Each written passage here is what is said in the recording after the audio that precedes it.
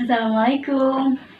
Perkenalkan, nama saya Febrianti Dulusari, kelas 6J, program studi Pendidikan Guru Sekolah Dasar di Universitas Profesor Dr. Hamka.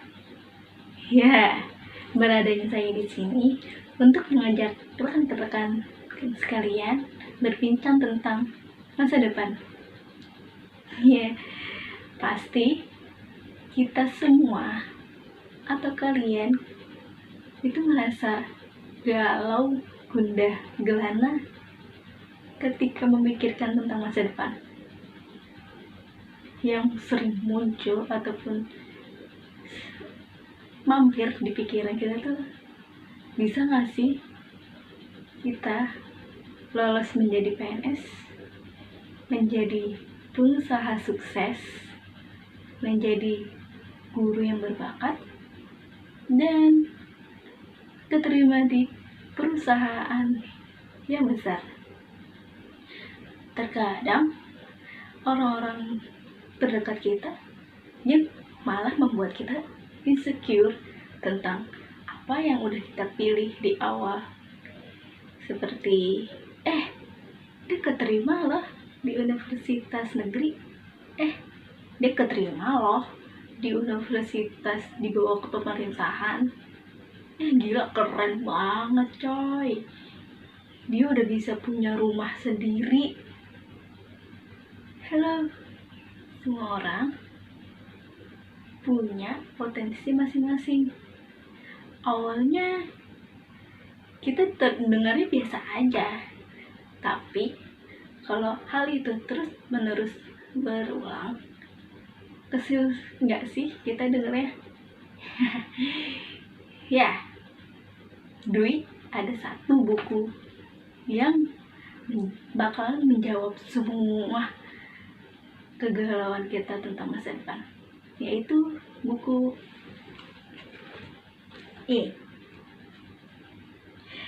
Jika Kita Tak Pernah Menjadi Apa-apa. Buku ini ditulis oleh Alfi Syahrin, di mana buku ini tuh menjawab semua gundah galau tentang masa depan kita. Ya, dapat kita lihat buku ini diwarnai dengan dominasi warna hitam dan dipadu-padakan dengan warna kuning, yang di belakangnya itu sebelah sini terdapat tentang masa depan, dan di sini profil tentang penulis. Ya, buku ini terdapat 229 halaman dengan 45 bab atau 45 bahasan, dan coba kita lihat covernya. Unik bukan? Perahu. Apa sih makna perahu di sini? Perahu ini bermakna dia akan menemani kita selama perjalanan berlayar kehidupan ini untuk sampai berlabuh di suatu tujuan. Nah, ketika kita membayangkan sedang berada di lautan, pasti kita akan menemukan ombak, awan yang indah, dan hamparan badai. Bahkan itu mencerminkan bahwa kehidupan ini penuh dengan lika-liku, terutama ketika kita untuk mencapai suatu kesuksesan. Kesuksesan. Apa sih standar kesuksesan menurut kalian?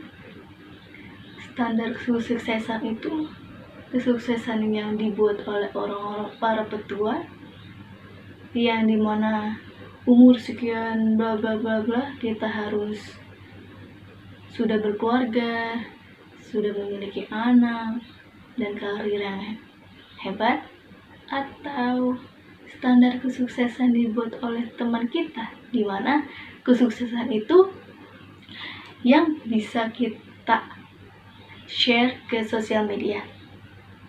Ya, ciptakanlah standar kesuksesan terbaik oleh kalian. Ya. Iya. Cara untuk kita menghadapi mental kuat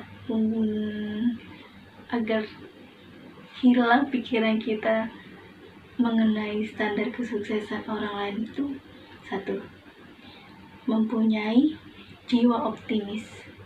Ketika kita gagal maupun gelisah, jiwa optimis itulah yang akan berperan membangun membangun diri kita untuk terus berjuang. Yang kedua, yaitu memiliki kendali diri yang baik. Nah, dengan kendali diri yang baik, kita akan merasakan sedih yang tidak berlebih dan bahagia yang tidak berlebih. Yang ketiga, yaitu pemikiran yang terbuka. Ya, seseorang yang ingin baik itu akan menerima saran-saran yang terbaik dari orang lain untuk membenahi sesuatu yang terjadi kesalahan di diri kita. Nah, yang keempat itu ada cepat recovery dari gundah dan kegelisahan. Nah, kalau misalnya kita semua itu sudah memiliki ciri-ciri mental kuat seperti tadi, ya, selamatlah kita dari ancaman-ancaman standar kesuksesan orang lain. Dan bagaimana sih caranya agar kita tuh menjadi mental yang kuat? Yaitu ada beberapa tips. Yang pertama itu berhentilah untuk unhealthy belief atau berpikir tidak baik terhadap diri kita. Dan yang kedua, berhentilah untuk menyalahkan orang lain, karena orang lain tidak hidup di dalam diri kita ataupun di skenario kehidupan kita. Ya. Nah, buku ini sangat cocok untuk semua kalangan. Untuk kalangan anak SMA, anak kuliahan, yang baru lulus, para pekerja, bahkan cocok untuk yang sudah mempunyai anak. Wow, Pak Alvin ini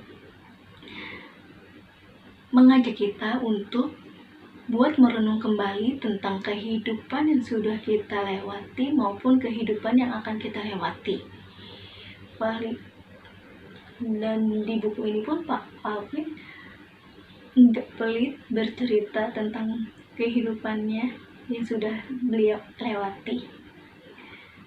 Dan salah satu bab di buku ini itu membahas tentang mau jadi apa kita di masa depan. Mau jadi apa? Ya, siapa yang di sini nggak tahu tentang iPhone atau nggak kenal dengan iPhone? Anak SD pun sudah mengenal iPhone, anak milenial zaman sekarang. Kalau tahu pendiri iPhone, Steve Jobs. Nah, beliau pun nggak bangun tidur langsung terpikirkan untuk menciptakan Apple atau iPhone. Enggak. Dan bahkan beliau pun salah satu mahasiswa yang tidak tahu arti apa jurusan yang sudah dia pilih dan apakah jurusan yang sudah dia pilih itu membawa kesuksesan untuk dirinya. Dan bahkan Pak Steve Jobs pun dia galau karena merasa kasihan terhadap orang tuanya, sudah memberi uang untuk bayaran kuliahnya, sedangkan beliau pun nggak tahu arti dari jurusan yang sudah dia ambil. Hingga suatu ketika Steve Jobs pun mengambil kelas kaligrafi di Red College. Apa nyambungnya? Apa alasannya Pak Steve Jobs mengambil kelas kaligrafi? Ternyata Pak Steve Jobs itu sangat menggemari kaligrafi, poster-poster yang ada di kuliah di kampusnya, dan sangat mengagumi keindahan kaligrafinya. Nah, dan di sanalah beliau berada di kelas kaligrafi, belajar tentang jenis-jenis huruf serif, sans serif, tata letak huruf, dan teknik tipografi.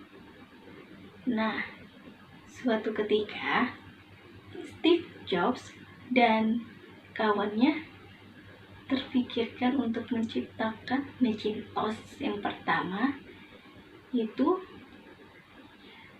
dimana ide awalnya terpikirkan dari kelas yang 10 tahun lalu dia pelajari. Akhirnya ditekunilah dan hingga akhirnya terciptalah komputer yang berisikan tipografi atau kaligrafi yang paling indah. Dan terjadilah iPhone, komputer pertama Macintosh yang memiliki keindahan tipografi. Nah, dari perjalanan hidup Pak Steve Jobs yang dapat kita ambil yaitu lakukan apa yang kita lakukan, tekuni dengan keuletan, dan selesaikan apa yang kita ambil di awal. Ya, buku ini pun banyak sekali pembahasan-pembahasan yang menarik, yang menurut saya sungguh sangat teman-teman terbaik untuk dikala galau, dikala kesepian, ataupun pikiran-pikiran yang melintas di otak kalian. Ya, buku ini masih banyak pembahasan-pembahasan yang menarik, seperti saat usiamu 25 tahun, tentang salah jurusan, tentang dapat tekanan dari orang tua, lalu tentang SBMPTN, tidak diterima di kampus atau di perkuliahan negeri, PNS, dan lain-lainnya. Cocok untuk teman duduk kalian. Ya, sekian dari saya. Ambil yang baik, buang yang buruknya. Semoga bermanfaat. Salam.